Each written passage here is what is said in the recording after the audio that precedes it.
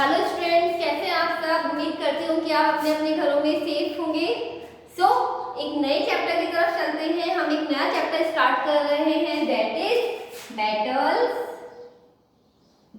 And non metals. Metals and non metals chemistry का third chapter, बहुत ही important. और again it's a very simple. मैंने जैसे पहले भी कहा था, अगर मेरे सारे वीडियो को आप बार बार अच्छे से देखेंगे और उसके बाद बस एक एनसीईआरटी रीड कर लें, उसके अलावा कोई रिफ्रेशर नहीं, नथिंग एल्स, बहुत अच्छे से आपको सब समझ में आएगा और सारे क्वेश्चंस के आंसर भी आप इजीली दे पाएंगे। 100% मार्क्स बोर्ड में लाने की गारंटीड है। मेरे नोट्स पढ़िए और बहुत अच्छे मार्क्स को गेन करिए। हम स्टार्ट करते हैं अपना नया चैप्टर। तो स्टूडेंट्स ध्यान से सुनिएगा। हमें पता है कि elements are 3 types, metals, non metals and semi metals.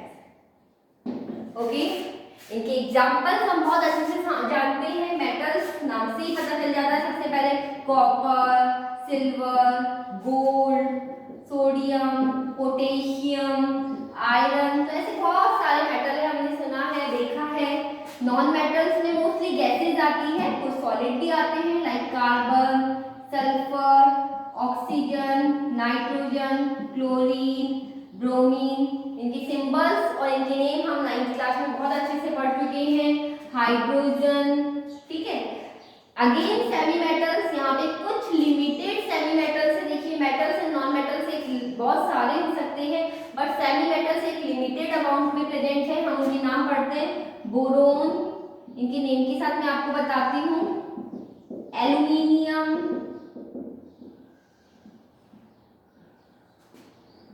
Silicon, germanium,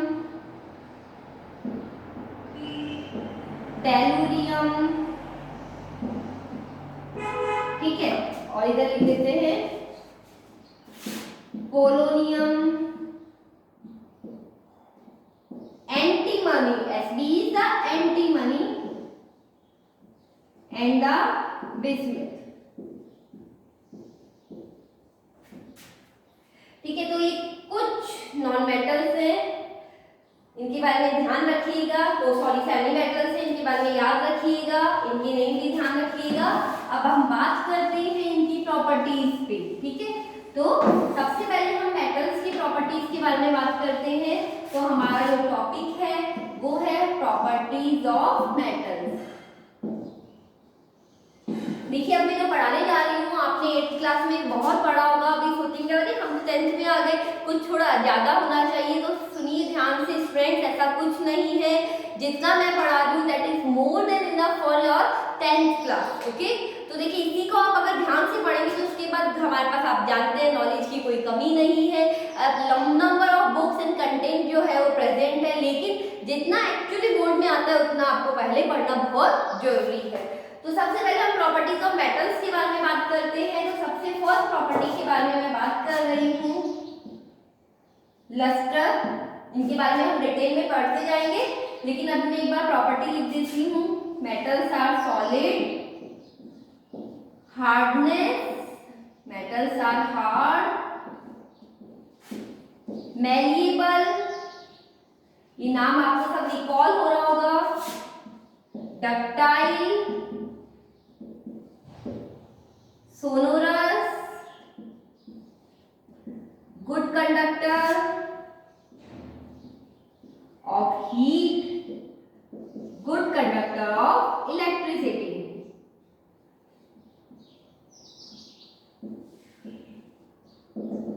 तो ये कुछ प्रॉपर्टीज है मेटल्स की, जिनके बारे में हम एक एक करके पढ़ना स्टार्ट करते हैं। तो सबसे पहले लस्टर, चमकीला, नाम से पता चलता है। तो मेटल्स हम जानते हैं शाइनिंग सरफेस के होते हैं, शाइनी चमकीले नजर आते हैं। तो देखिए जैसे, लेकिन आप अगर जैसे नई आप इसका हम एग्जांपल लेते हैं एल्यूमिनियम।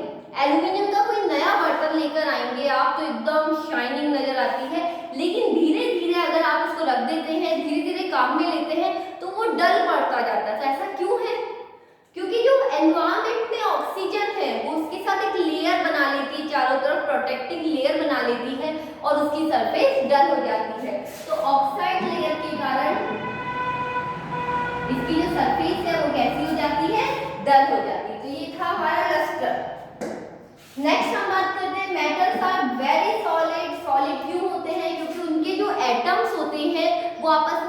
टाइटली बाइंड होते हैं, जो मेटल्स में एटम प्रेजेंट होते हैं वो टाइटली बाइंड होते हैं, that's why they are the solid in nature. यहाँ पे हम कुछ एक्सेप्शन बता देती हूँ। मरकरी, मरकरी का सिंबल हम जानते हैं Hg। तो मरकरी आप जानते हैं रूम टेम्परेचर पे कैसा होता है, लिक्विड होता है। इसके अलावा दो और मेटल हैं, gallium and caesium. Gallium and caesium, ये दोनों ही, इनका दोनों का ही मेल्टिंग और बॉइलिंग पॉइंट बहुत ही कम होता है। आप पाम पे रहेंगे तो पाम की गर्मी को लेकर ही मेल्ट हो जाएंगे, तो जल्दी से मेल्ट हो जाते हैं, दे आर द सॉलिड। अब हम बात करते हैं हमारी नया प्रॉपर्टी की, दैट इज द हार्डनेस। तो मेटल्स जो होते हैं हार्ड होते हैं, इजीली आप उनको नाइफ से कट नहीं कर सकते। हम जानते हैं आयरन है, कॉपर है, एल्युमिनियम है, हम उसको आयरन इजीली कट नहीं कर सकते। लेकिन कुछ ऐसे एक्सेप्शनल मेटल्स हैं जिनको आप नाइफ से कट कर सकते हैं, जो सॉफ्ट होते हैं। तो यहाँ पे जो एक्सेप्शन है उसके बारे में हम बात कर रहे हैं, सोडियम, पोटेशियम और लिथियम।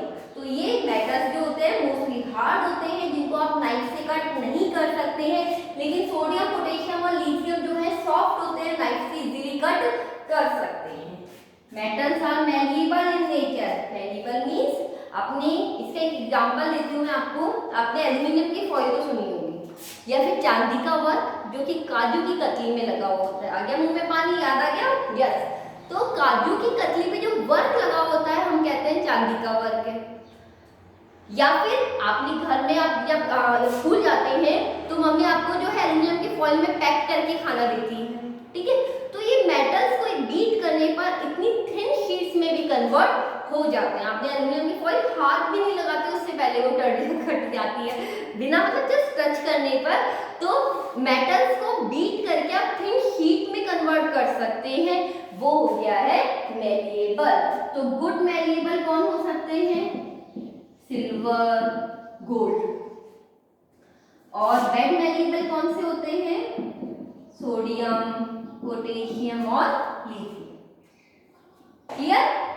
डक्टाइल, जिनसे ऐसे मेटल्स की प्रॉपर्टी, वो प्रॉपर्टी जिसके कारण मेटल्स को वायर में बना सकते हैं। वायर आपको पता है मेटल्स के बने होते हैं, आइदर एल्युमिनियम और आइदर कॉपर।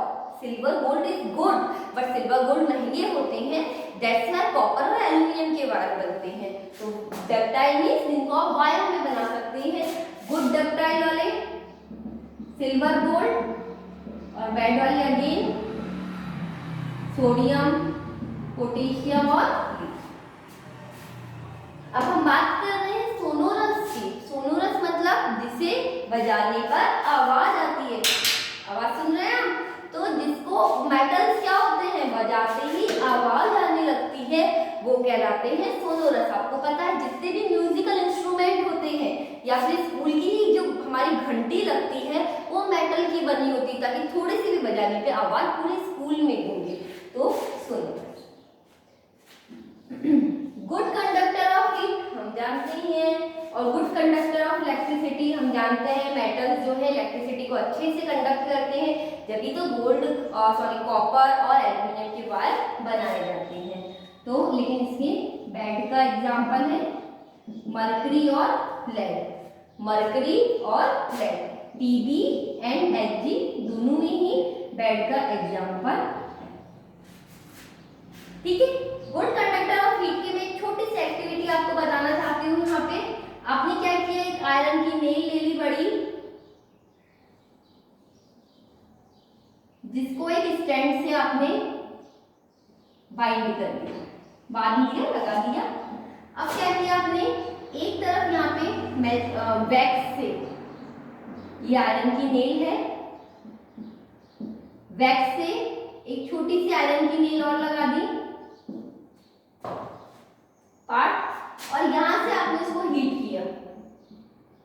तो आप देखते हैं ये हीट जल्दी से यहाँ पहुंच जाती है और वैक्स पिघल जाती है और आयरन की नेल नीचे गिर जाती है। तो आप देख रहे हैं ये आयरन जो है गुड कंडक्टर है, मेटल है, हीट का गुड कंडक्टर होने के कारण आपने गर्म यहाँ किया और वैक्स पिघली यहाँ पर। मतलब कितनी ही जल्दी से हीट जो है वो ट्रांसफर हो गई है। तो आपको पता है इसका एप्लीकेशन क्या है कि हमारे यहाँ पे जितने भी कुकिंग यूटेंसिल्स होते हैं वो या तो आयरन के होते हैं या फिर एल्यूमिनियम या copper, because they are the good conductor of heat.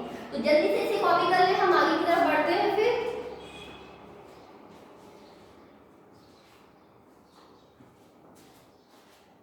Okay, now ये तो थी आपकी मेटल्स की प्रॉपर्टी।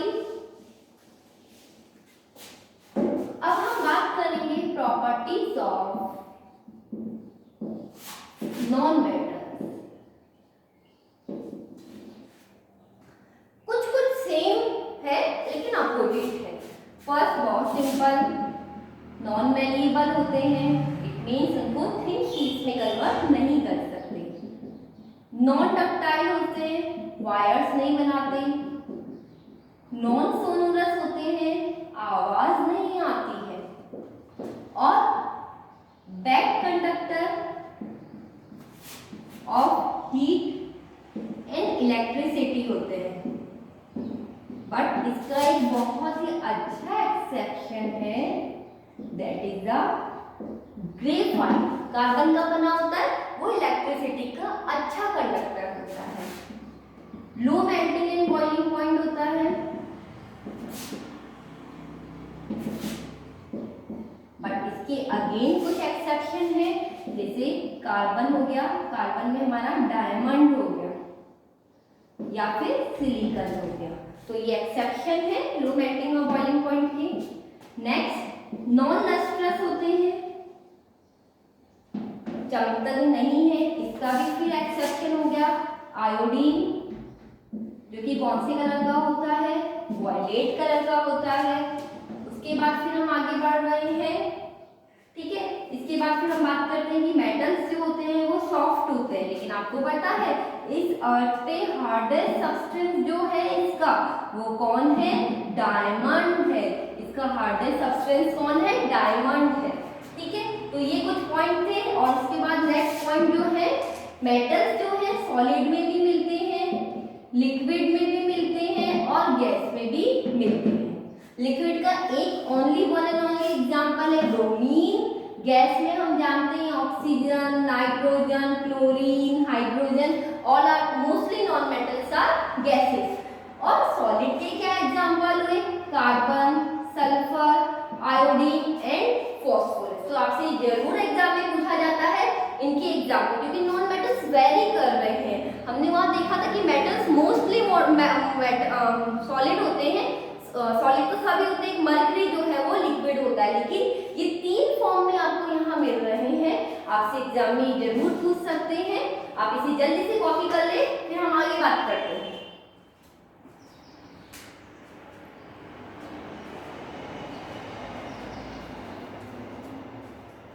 ओके, तो यहाँ पे देखिए ध्यान रखिएगा स्टूडेंट्स कि इनके एक्सेप्शंस जो हैं आपसे बहुत ज्यादा पूछे जाते हैं कि नॉन मेटल सॉफ्ट होते हैं, लेकिन ऐसा कौन सा नॉन मेटल है जो हार्ड होता है। तो आपके दिमाग में झट से आ जाना चाहिए diamond. Diamond is the hardest substance of the universe, ठीक है। Non lustrous, iodine violet colour का होता है।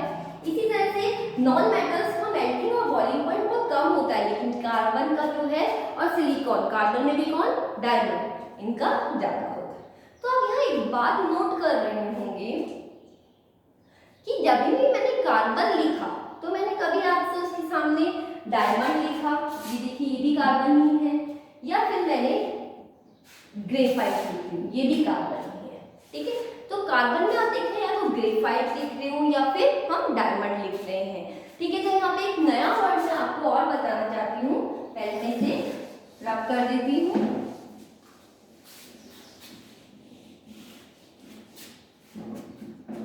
यहाँ देखिए एलोट्रॉप ऑफ कार्बन क्या होता है। देखिए कार्बन जो है 3 फॉर्म्स में मिलता है, 2 फॉर्म हम यहाँ बात कर चुके हैं, दैट इज द डायमंड और ग्रेफाइट। एक और फॉर्म मैं आपको बताना चाह रही हूँ, दैट इज द फुलरिन। इसी बुक में, इसी क्लास में आप इन तीनों को डिटेल में पढ़ेंगे। हमारा नया जो चैप्टर आएगा कार्बन उसमें। तो ये 3 ऐसे कार्बन की फॉर्म है। यहाँ पे इंपॉर्टेंट है कि इनकी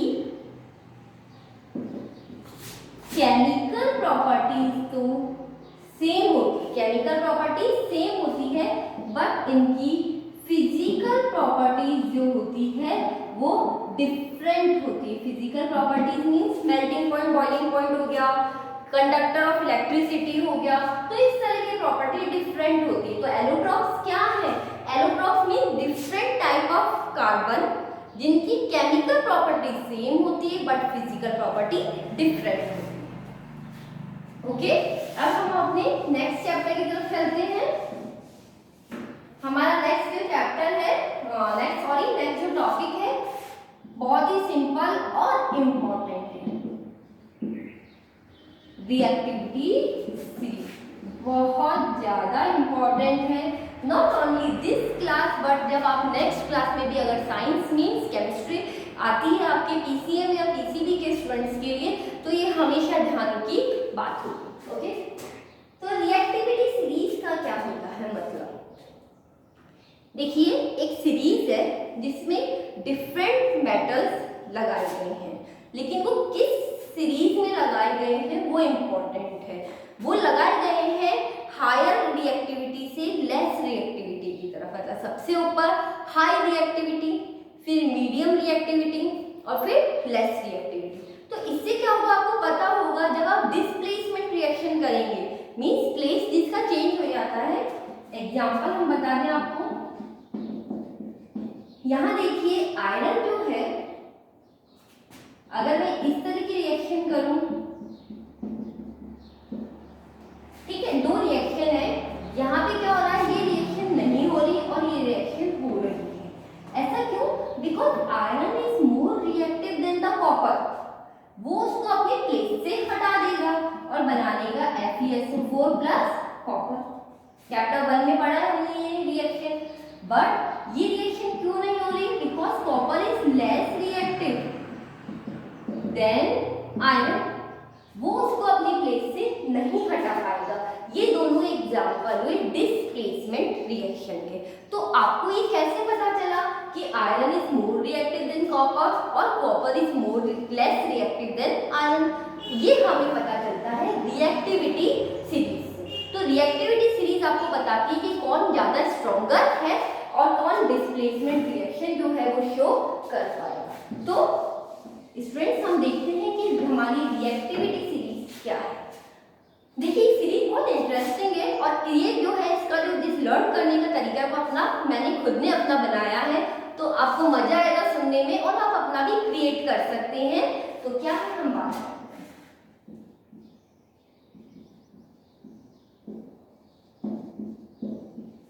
इसको मैं और लिखती हूँ इधर से ताकि इजी हो जाए।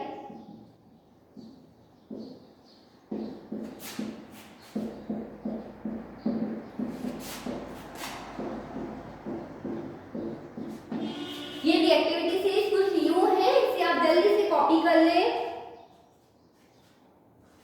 ओके, अब हम बात कर रहे हैं कि ये सीरीज हमें लर्न कैसे करनी है। देखिए ये तो बहुत छोटी है 10th क्लास में, जब आप 12th क्लास में आएंगे तो this series become more longer. तो लेकिन उस समय भी मैं 12th के स्टूडेंट्स को भी यही कहती हूँ, उन्हें बताई जरूर जाती है लेकिन यही कहती हूँ कि ये series is more than enough that the long series. तो ये इंपॉर्टेंट है, this is the high reactive element,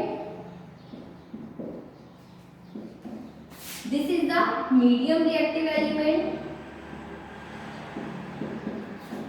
and this is the low reactive element. Learn करने का तरीका बताऊंगी कि पेशेंस जरूर बताऊंगी। तो यहाँ देखिए, यहाँ आप देख रहे हैं मर्क्यूरी, सिल्वर, गोल्ड और प्लेटिनम, ये तीनों जो है इन तीनों को हम नोबल मेटल्स बोलते हैं। क्यों? क्योंकि ये तीनों ही जो है ना तो ऑक्सीजन, ना किसी केमिकल, ना वाटर किसी के साथ भी रिएक्ट नहीं करते हैं। ये सीरीज में सबसे नीचे आती है, तो रिएक्ट नहीं करने के कारण ही इनसे जो है ज्वेलरी बनाई जाती है। ज्वेलरी समझते हैं ना, वो सारी ज्वेलरी इन्हीं से बनाई जाती है क्योंकि किसी से रिएक्ट नहीं करती है। अब रही बात इसकी ऐसे हमने लर्न किया है। केदारनाथ काशी में आए, कुछ अजीब है लेकिन मजेदार है। केदारनाथ काशी में आए, जादू फिराया प्रभु हुए। एक केदारनाथ थे, वो काशी में आए, जैसे उन्होंने जादू किया तो प्रभु आ गए। फिर लोगों ने क्या किया, क्यों, उनके ऊपर क्यों मरकरी सिल्वर गोल्ड फेंके। तो केदारनाथ काशी में आए, जादू फिराया प्रभु हुए, क्यों, मरकरी सिल्वर गोल्ड फेंके या पटके, कुछ भी बोल सकते हैं। तो इस तरह बहुत ही इजीली लर्न हो जाती है और आप कभी नहीं भूल पाते हैं।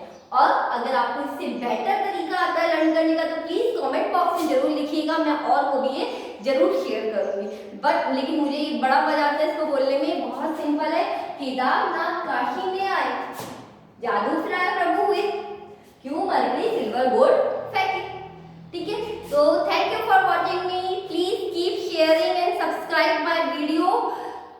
और कोई डाउट हो तो कमेंट बॉक्स में जरूर लिखिए। बाय।